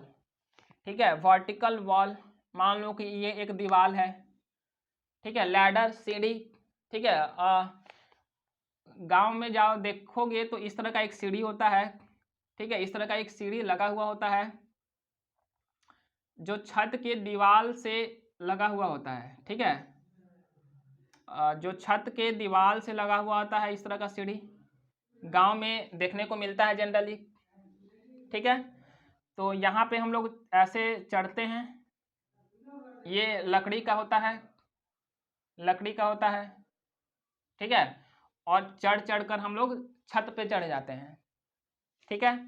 तो इसी तरह का होता है। तो क्वेश्चन भी बिल्कुल प्रैक्टिकल है। क्वेश्चन है कि अ लैडर, लैडर मतलब सीढ़ी, एक सीढ़ी है 15 मीटर लॉन्ग, सीढ़ी का लेंथ कितना है तो 15 मीटर लॉन्ग है, 15 मीटर लंबा एक सीढ़ी है, ठीक है। Just reach the top of a vertical wall, मतलब सीढ़ी का लेंथ जो है वह वॉल से ऊपर नहीं निकल रहा है, बस केवल जो दीवार है उसी को टच करके खत्म हो जा रहा है सीढ़ी का लंबाई, लैडर का लंबाई। आगे है कि if the ladder makes an angle of 60 degree with the wall, ladder जो है वो वॉल से 60 डिग्री का एंगल बना रहा है, ध्यान से देखना है, ग्राउंड से 60 डिग्री का एंगल नहीं बना रहा है। लैडर सीढ़ी जो है वह वॉल से, यही ना दीवार है, ये तो ग्राउंड है नीचे, दीवार से 60 डिग्री एंगल बनाता है। तो find the height of the wall, तब कह रहा है कि उस वॉल, उस दीवार का जो हाइट है वो कितना होगा, आप लोग को फाइंड करना है, ठीक है। तो बस यह एक राइट एंगल ट्रायंगल बन रहा है, ये एंगल 60 डिग्री है तो यहाँ 90 डिग्री बन रहा है, ठीक है। तो ये एंगल हम फाइंड कर लेंगे क्योंकि किसी भी ट्रायंगल में तीनों एंगल का एडिशन 180 के बराबर होता है, ठीक है। तो ये 90 प्लस 60 115, तो ये कितना हो जाएगा 30 डिग्री हो जाएगा। तो आप लोग को एंगल फाइंड करना पड़ेगा बढ़िया से, ठीक है। इसको मान लो कि ये है पॉइंट ए, ये है बी, ये है सी, लिखेंगे कि since we know that sum of 3 angles in triangle is equal to 180 degree, इसीलिए angle A plus angle B plus angle C is equal to 180 degree. Angle A का value put कीजिएगा 60 degree, angle B का value put कीजिएगा 90 degree और angle C का value निकाल लीजिएगा 30 degree, ठीक है। डायरेक्टली 30 डिग्री नहीं लिखना है क्योंकि बोर्ड में जितना लिखोगे उतना नंबर मिलता है। तो अब देखो यहाँ पे हमको क्या निकालना है, हाइट ऑफ वॉल। पता चल ही रहा होगा कि हमको हाइपोटेनस पता है क्योंकि एंगल यहाँ पे यदि हम इस एंगल को कंसीडर करें, हम इस एंगल को कंसीडर भी कर सकते थे, 30 डिग्री एंगल नहीं भी फाइंड करते तब भी क्वेश्चन सॉल्व हो जाता। लेकिन चूंकि हम हर क्वेश्चन में एंगल यहीं पर ले रहे हैं इसीलिए हम इस एंगल को फाइंड कर लिए हैं। इस एंगल को फाइंड नहीं भी करेंगे तो कोई दिक्कत नहीं है, ठीक है। एंगल यहाँ पे कंसीडर किया जा रहा है तो ये वाला साइड परपेंडिकुलर हो जाता, ये वाला साइड बेस हो जाता, तो हम उस केस में कॉस अप्लाई कर सकते थे।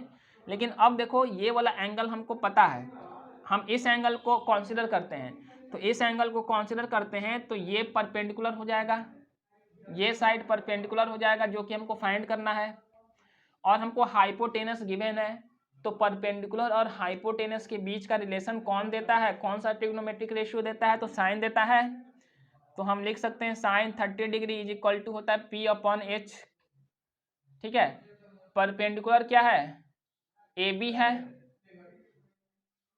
और हाइपोटेनस क्या है, ए सी है। ए बी का वैल्यू पुट करो जो कि स्मॉल एच दिया हुआ है जो कि हमको फाइंड करना है, और ए सी का वैल्यू पुट करो जो कि 15 दिया हुआ है, ठीक है। यहाँ से एच का वैल्यू निकाल लो, क्वेश्चन सॉल्व। टफ नहीं है, साइन 30 डिग्री का वैल्यू याद होगा ऐसा हम मानकर चल रहे हैं, ठीक है।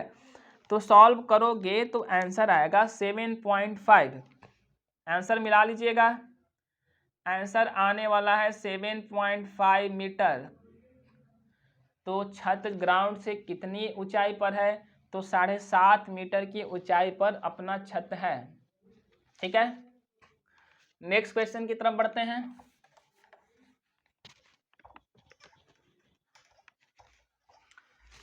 तो हाइट एंड डिस्टेंस में बस केवल फिगर बनाने आना चाहिए, क्वेश्चन को थोड़ा सा समझना चाहिए। हम लोग को ज़्यादा ट्रिगो का यूज नहीं करना इसमें, बस केवल साइन कॉस टैन यही तीनों ट्रिग्नोमेट्रिक रेशियो का यूज करना होगा।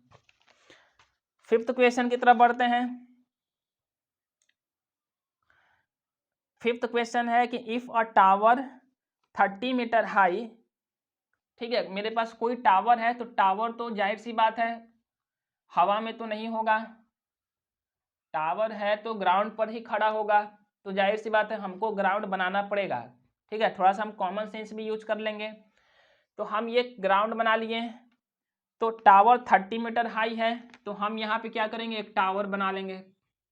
ये है टावर मेरे पास, मेरा टावर थोड़ा सा टेढ़ा हो गया है, सीधा कर लेते हैं। तो ये है मेरे पास टावर, सीधा लग रहा है टावर। मान लो ये एयरटेल का टावर है, ठीक है। तो if a tower 30 metre high, tower का आप लोग को लेंथ दिया हुआ है 30 मीटर लंबा है ये टावर, यहां से यहां तक का लंबाई दिया हुआ है टावर का 30 metre. Cast a shadow 10√3 metre, ठीक है। शैडो कितना बन रहा है, परछाई, इस टावर का परछाई। तो अपना परछाई ग्राउंड पर हॉरिजॉन्टल होता है, ठीक है। ये परछाई होगा या ये परछाई होगा, सोचो, ठीक है। किसी भी आदमी का परछाई हमेशा ग्राउंड पर ही होता है, हॉरिजॉन्टल होता है। तो मान लेते हैं कि इस टावर का जो परछाई बन रहा है, उस परछाई, उस शैडो का लेंथ हमको पता है 10√3 metre long on the ground, ground पर लंबा है। तो मान लेते हैं कि यहां से यहां तक का डिस्टेंस जो है वो 10√3 मीटर है, ठीक है। तो इस पॉइंट को यदि हम ए नाम दे दें, इस पॉइंट को यदि बी नाम दे दें, इस पॉइंट को सी नाम दे दें, यदि हम AC को ज्वाइन कर दें, तब हमको राइट एंगल ट्रायंगल मिल जाएगा, राइट एंगल ट्रायंगल हमको मिल जाएगा, और हमको मिल चुका है राइट एंगल ट्रायंगल। अब देखो यहाँ पे, what is the angle of elevation of the sun, sun का एंगल ऑफ एलिवेशन क्या होगा। तो जाहिर सी बात है ये जो हम ज्वाइन किए हुए हैं, ये जो ज्वाइन किए हुए हैं, ये शैडो था, शैडो का एंड पॉइंट ये है, और शैडो का स्टार्टिंग पॉइंट ये है। ऑब्जर्वर के फुट से शैडो का लेंथ स्टार्ट हुआ है, स्टार्ट हुआ है, स्टार्ट हुआ है, कहाँ तक जाएगा, तो 10√3 मीटर की लंबाई तक जाएगा। यहाँ पर शैडो खत्म हो जा रहा है, इसके आगे शैडो खत्म हो जा रहा है, शैडो का लंबाई यहीं तक है। तो जहाँ पे शैडो का लंबाई खत्म होगा, उस पॉइंट से टावर के टॉप को सीधे देखना, उसके आगे आप लोग को सीधे कहीं ना कहीं उसी लाइन में आप लोग को सूर्य दिखेगा, उसी लाइन में सूर्य भी दिखेगा आप लोग को, ठीक है। हम वहीं पर खड़ा होकर टावर के टॉप को देखेंगे, तो आपको हो सकता है कि सूर्य यहाँ दिखे, यहाँ दिखे, यहाँ दिखे, यहाँ दिखे, और आगे दिखे, लेकिन उसी लाइन में दिखेगा, उसी लाइन ऑफ साइट में दिखेगा, समझ में आ रहा है ना, उसी लाइन में सूर्य भी दिखेगा। तो एंगल ऑफ एलिवेशन सूर्य का फाइंड करना है, तो angle of elevation horizontal line और लाइन ऑफ साइट के बीच का एंगल होता है।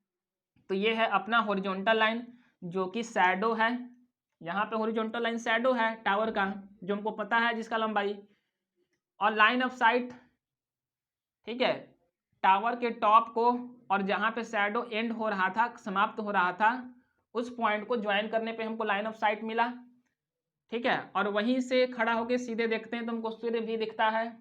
तो यही एंगल है, angle of elevation of the sun. Angle of elevation जब हम ग्राउंड से ऊपर की तरफ देखते हैं तभी बनता है। तो ये है एंगल ऑफ एलिवेशन, थीटा हमको फाइंड करना है।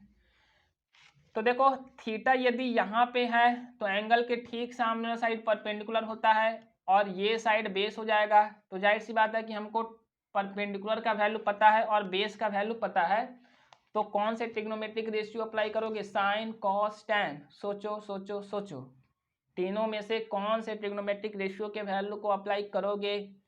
तो माइंड या आप लोग की तरफ से अंतरात्मा बोल रही होगी कि टैन अप्लाई करो, ठीक है, हम टैन अप्लाई कर लेते हैं। तो लिख दो tan theta is equal to कितना हो जाएगा, A B upon B C, P upon B होता है, ए बी का वैल्यू पता है लिख दो, बी सी का वैल्यू कितना है 10√3 पता है लिख दो। ठीक है, तो tan थीटा का वैल्यू निकाल लेना, निकल जाएगा, दोनों में से कैंसिल कर लेना, जो भी कैंसिल होता है कर लेना। ठीक है, ये जीरो को कैंसिल कर देगा, √3 से 3 को कैंसिल करोगे तो ऊपर √3 बचेगा, तो हमको कितना मिलेगा tan theta is equal to √3 मिला। लेकिन हमको तो थीटा फाइंड करना है, tan थीटा थोड़ी फाइंड करना है, तो थीटा इज इक्वल टू होगा tan इनवर्स √3। जब tan को उधर भेजोगे ना तब tan इनवर्स हो जाएगा। ठीक है, अभी tan का सिर ऊपर है पैर नीचे है, तो उधर भेजोगे तो पैर ऊपर और सिर नीचे हो जाएगा, इसीलिए इसको बोलते इनवर्स, उल्टा tan इनवर्स। इसी तरह से लिखते हैं tan इनवर्स को। ठीक है, तो tan इनवर्स √3, या हम दूसरे तरीके से भी लिख सकते हैं, दूसरे तरीके से भी लिख सकते हैं, जैसे tan theta is equal to √3 है, तो सोचो tan के किस एंगल के लिए वैल्यू √3 होता है।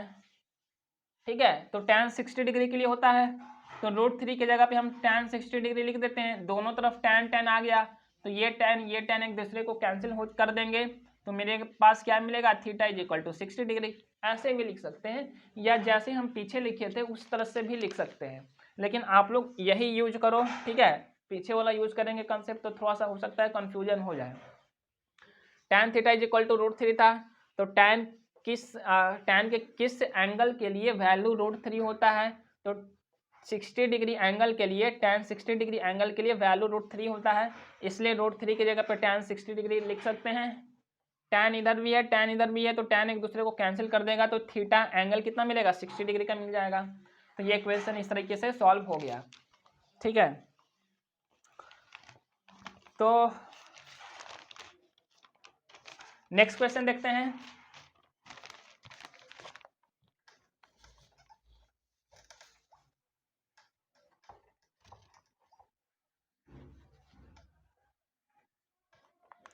नेक्स्ट क्वेश्चन है, if a 1.5 metre tall girl stands at a distance of 3 metre from a lamp post. ठीक है, क्वेश्चन कुछ ज़्यादा ही जल्दी जल्दी पढ़ दिए। ठीक है, तो पहले क्या है, यहाँ पे एक लड़की है। ठीक है, एक लड़की है जो कि 1.5 मीटर लंबी है, उस लड़की का लंबाई, उस लड़की का हाइट कितना है, तो 1.5 मीटर है, तो वो लड़की कुछ ज़्यादा ही लंबी हो गई, समझ लो। ठीक है, लड़की है, उस लड़की का हाइट कितना है, तो 1.5 मीटर लंबी लड़की है, तो 1.5 मीटर टॉल गर्ल स्टैंड्स खड़ी है at a distance of 3 metre, 3 metre की दूरी पर खड़ी है। किसके 3 मीटर की दूरी पर खड़ी है, तो कोई एक लैंप पोस्ट है, लैंप पोस्ट से 3 मीटर की दूरी पर लड़की खड़ी है। कौन सी लड़की खड़ी है, वही लड़की खड़ी है जिसका लंबाई 1.5 मीटर का है, और कोई दूसरी लड़की नहीं खड़ी है। ठीक है, तो 1.5 मीटर लंबी वाली लड़की ही खड़ी है, ध्यान देना यहाँ पे 1 मीटर लंबी वाली लड़की नहीं खड़ी है। ठीक है, तो पहले हम क्या करते हैं, लड़की जो खड़ी है लैंप पोस्ट से 3 मीटर की दूरी पर खड़ी है, तो सबसे पहले हम ग्राउंड बनाएंगे। ठीक है, जैसे क्वेश्चन फिगर कैसे बनाना है वो हम बता रहे हैं। ठीक है, इमेजिन करना पड़ेगा, थोड़ा सा इमेजिनेशन करना पड़ेगा। तो पहले हम ग्राउंड बनाएंगे, क्योंकि लैंप पोस्ट तो हवा में तो खड़ा नहीं रहेगा, ग्राउंड पर ही खड़ा होगा।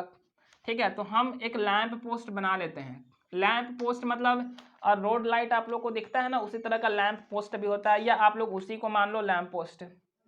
ठीक है, जो रोड लाइट होता है इस तरह का, तो उसी तरह का हम बना देते हैं। ये मान लो ये लैंप पोस्ट है।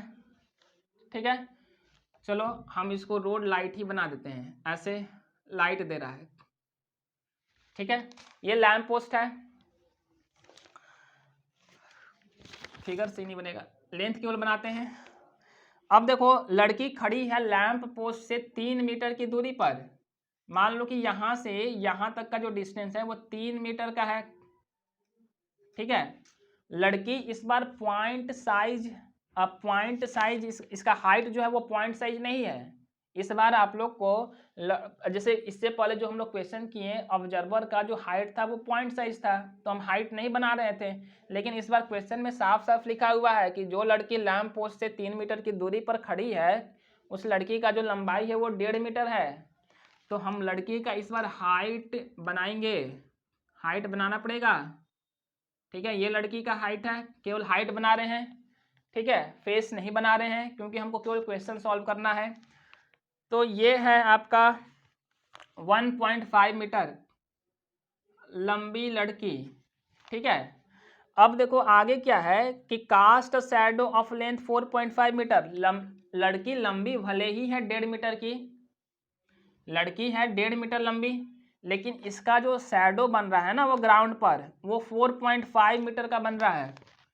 तो मान लेते हैं कि यहाँ से यहाँ तक ये है फुट, लड़की का फुट से हॉरिजॉन्टल ग्राउंड पर शैडो बनता है किसी भी पर्सन का। तो लड़की का जो शैडो का जो लेंथ है वो 4.5 मीटर का है। ठीक है, तो 4.5 मीटर का है, तो मान लेते हैं कि यहाँ से यहाँ तक का जो डिस्टेंस है वह है 4.5 मीटर का। ठीक है, तो हमको क्वेश्चन सॉल्व करने के लिए, हाइट एंड डिस्टेंस का क्वेश्चन सॉल्व करने के लिए हमको राइट एंगल ट्रायंगल बनाना पड़ता है। इसीलिए आप लोग क्या करो, एक राइट एंगल, दोनों को ज्वाइन करके राइट एंगल ट्रायंगल बना दो। ज्वाइन करके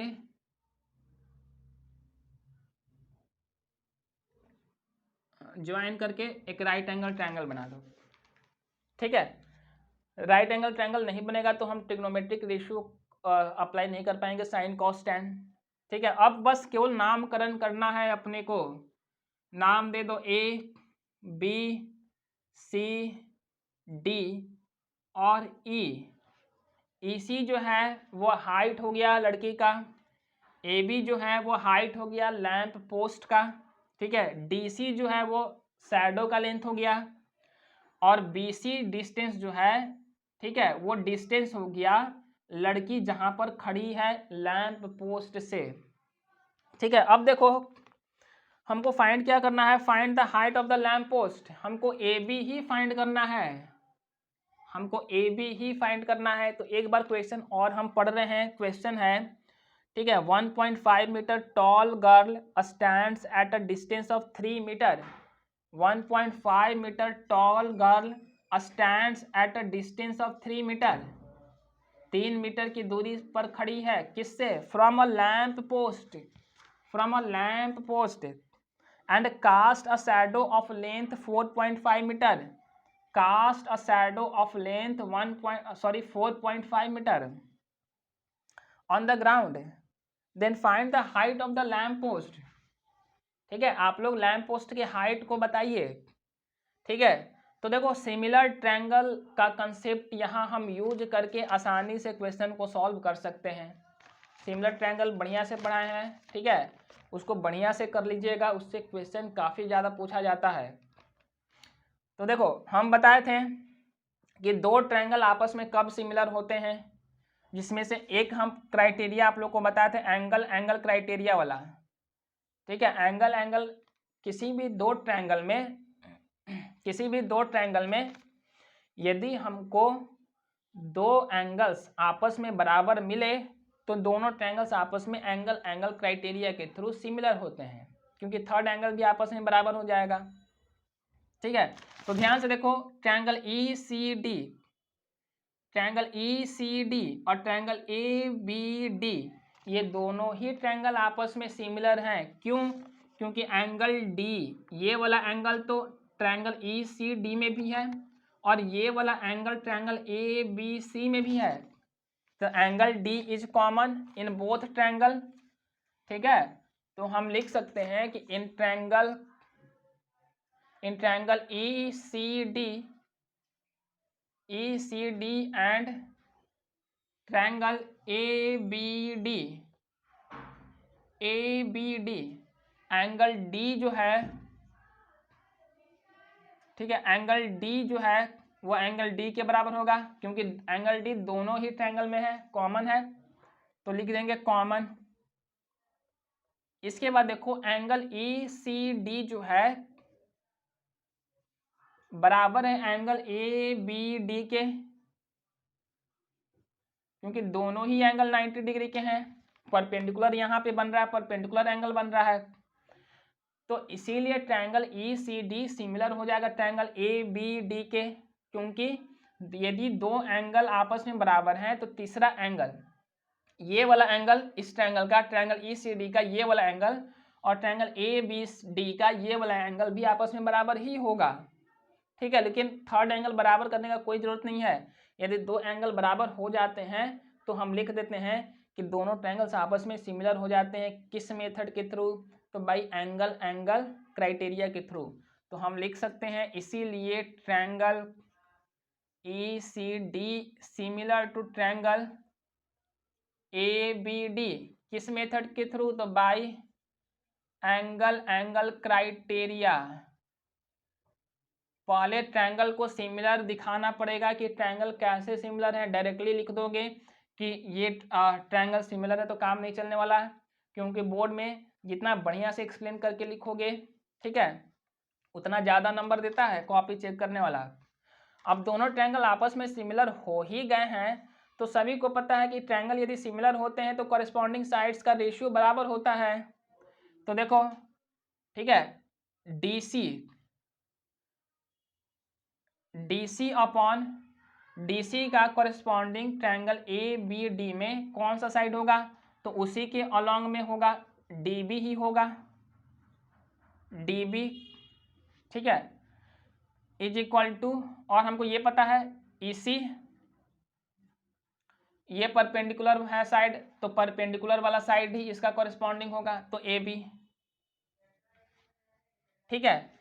DC का वैल्यू पुट करना कितना? 4.5, DB का वैल्यू पुट करना 4.5 प्लस में 3, तो 4.5 प्लस में 3, EC का वैल्यू पुट करना 1.5 और AB निकाल लेना, ठीक है। तो इसको सॉल्व कीजिए आप लोग और फाइंड कीजिए कि AB कितना आएगा। तो हम आंसर बता देते हैं कि AB जो आएगा ना वो 2.5 मीटर आएगा, ठीक है। तो आंसर कितना आने वाला है? तो 2.5 मीटर आने वाला है। इससे आंसर को आप लोग मैच कर लीजिएगा। हम कंसेप्ट को डिस्कस करते हैं, ठीक है। तो हाइट एंड डिस्टेंस में फिगर बनाने आना चाहिए, पहले तो क्वेश्चन समझ में आना चाहिए। जब तक क्वेश्चन समझ में ना आए तब तक आगे प्रोसीड ना करो। क्वेश्चन को 2 बार 3 बार 4 बार जितना बार हो सके उसको पढ़कर क्वेश्चन को समझने का प्रयास करो, तभी फिगर को ड्रॉ करो और तब क्वेश्चन आसानी से सॉल्व हो जाएगा।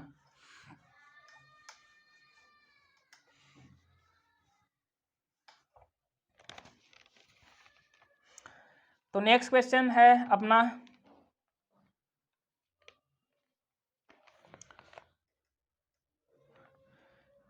The shadow of a tower when the angle of elevation of the sun is 45 degree, ठीक है, is found to be 40 metre longer.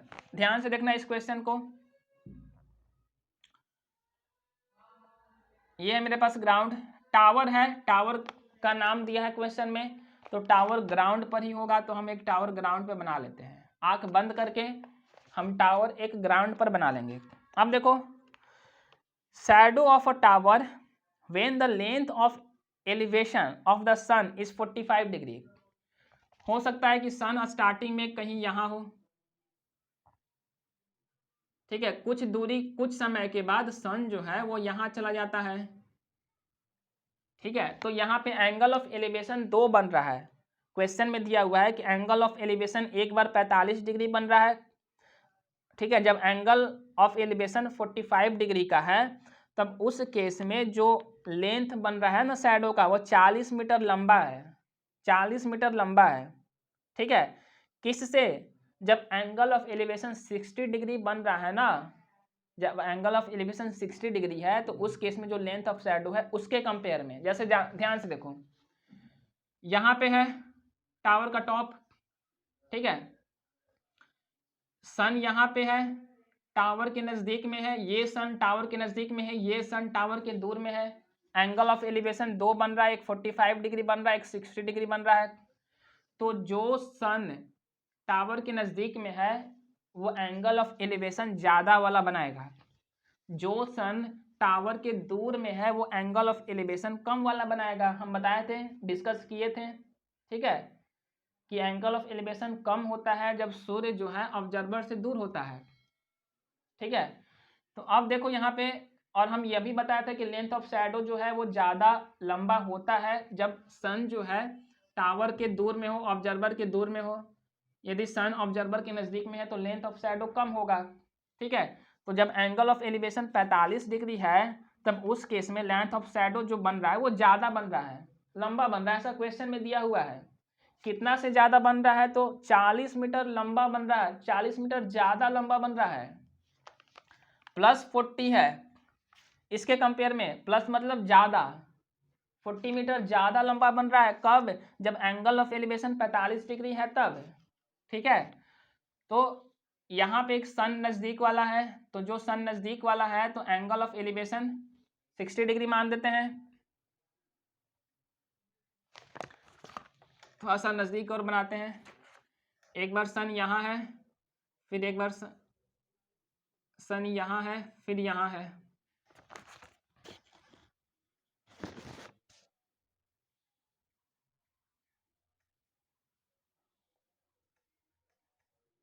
ठीक है। इस तरह का फिगर बन रहा है।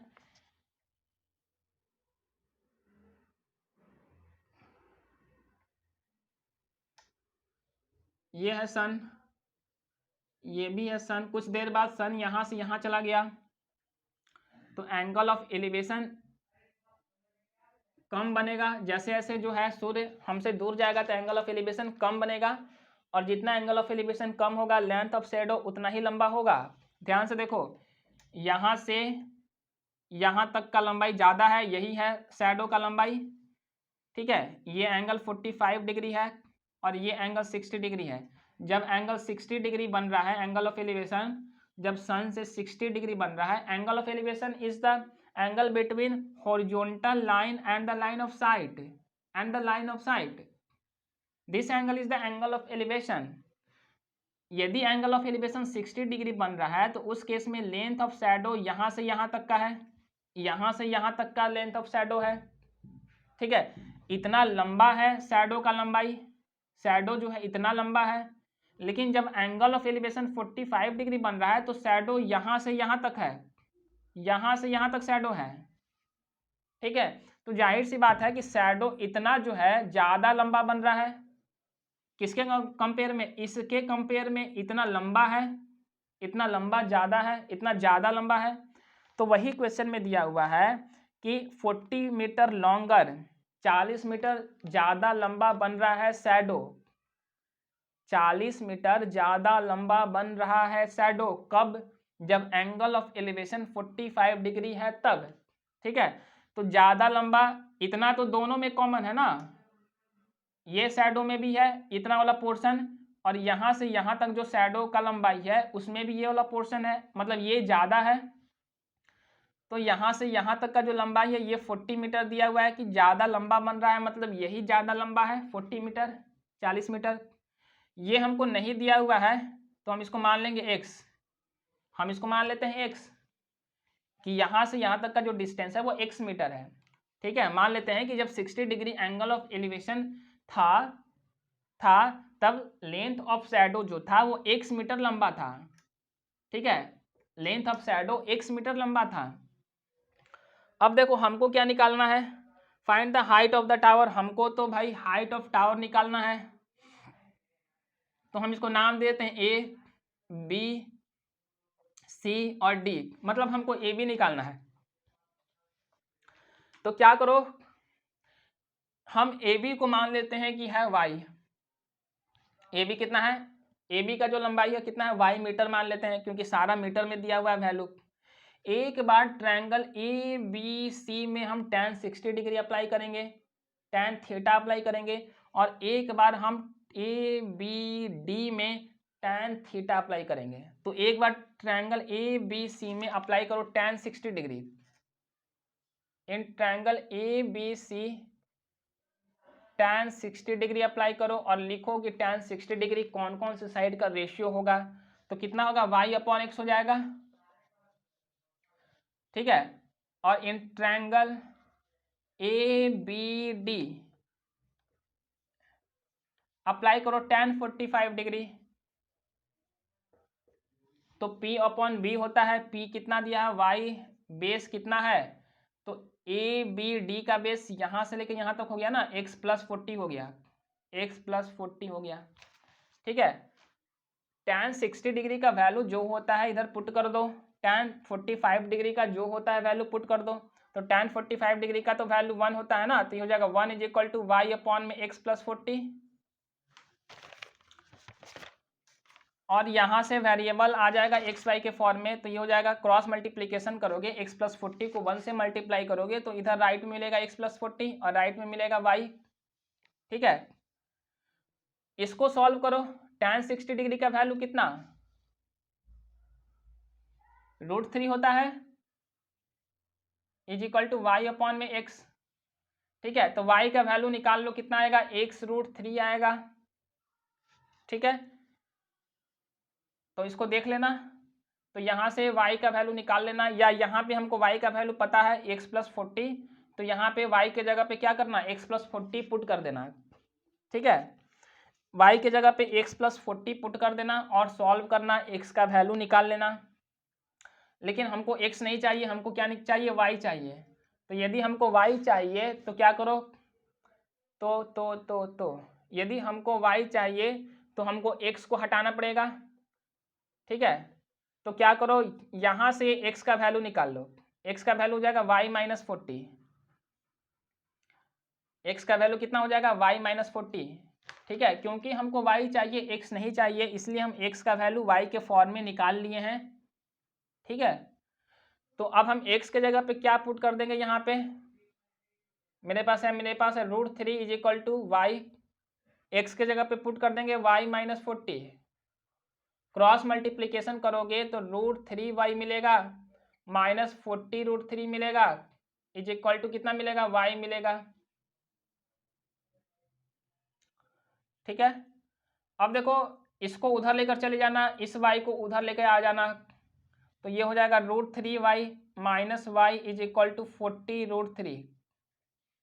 ठीक है, दोनों में y कॉमन है तो y को बाहर कॉमन निकाल लेना और सॉल्व करना, तो y को बाहर कॉमन निकाल लोगे तो आ जाएगा इधर लेफ्ट में √3 माइनस 1 और इधर आ जाएगा कितना, 40 √3। तो थोड़ा सा कैलकुलेशन ज़्यादा हो गया, तो इसको सॉल्व कीजिएगा आप लोग। ठीक है, यदि सॉल्व नहीं हो पाता है, आंसर इसका लिखा हुआ नहीं है मेरे पास। ठीक है, हाँ, लेकिन फाइनल आंसर नहीं लिखा हुआ है, लेकिन मेरे पास आंसर है 60 प्लस 20 √3। ठीक है, √3 के जगह पे पुट कर दीजिएगा 1.732 और देख लीजिएगा यहाँ पे कितना आंसर आ रहा है, वहाँ से जितना आंसर आएगा तो इसको भी सॉल्व करके, ठीक है, खुद से सॉल्व कीजिएगा। कोई ज़रूरी नहीं है कि हम जैसे सॉल्व किए हैं उसी तरह से सॉल्व आप लोग भी कीजिएगा। ठीक है, बस हमको पता चल गया है कि मेरे पास दो इक्वेशन है, एक इक्वेशन यहाँ है और दूसरा इक्वेशन यहाँ है। ठीक है, हमको x और y का वैल्यू दोनों इक्वेशन में है। ठीक है, और हमको निकालना है y, तो दोनों इक्वेशन दो वेरिएबल, तो y का वैल्यू फाइंड कीजिएगा और सॉल्व करके बताइएगा कि इतना आ रहा है कि नहीं। यहाँ पे √3 का वैल्यू पुट करके जो इसको सॉल्व करने पर जो भी वैल्यू आएगा उतना फाइनल आंसर होगा, तो उससे मैच कीजिएगा। ठीक है, इस क्वेश्चन को नेक्स्ट लेक्चर में, ठीक है, नेक्स्ट लेक्चर में यदि सॉल्व नहीं हो पाएगा आप लोगों से तो बताइएगा, इसका सॉल्यूशन हम निकाल लेंगे। ठीक है, जो मेन चीज़ था इक्वेशन बनाना वो हम कर दिए हैं। ठीक है, बस अब है इसमें कैलकुलेशन। ठीक है, एग्जैक्ट आंसर हमको नहीं पता है, नेक्स्ट लेक्चर में हम इसका एग्जैक्ट आंसर आप लोग को बताएंगे कि इस क्वेश्चन का एग्जैक्ट आंसर जो है वो कितना आ रहा है। ठीक है, तो अभी तक के लिए इतना ही, टाइम हो चुका है। ठीक है, नेक्स्ट लेक्चर में आगे क्वेश्चन को हम लोग डिस्कस करेंगे, इसको सॉल्व जरूर कीजिए। ठीक है, और नेक्स्ट लेक्चर में हम आप लोग को इस क्वेश्चन का आंसर बताएंगे और हो सकेगा तो हम इस क्वेश्चन को सॉल्व भी करेंगे यदि प्रॉब्लम हो आप लोग को तब। ठीक है, तो अभी तक के लिए इतना ही, धन्यवाद, बने रहिए मेरे साथ।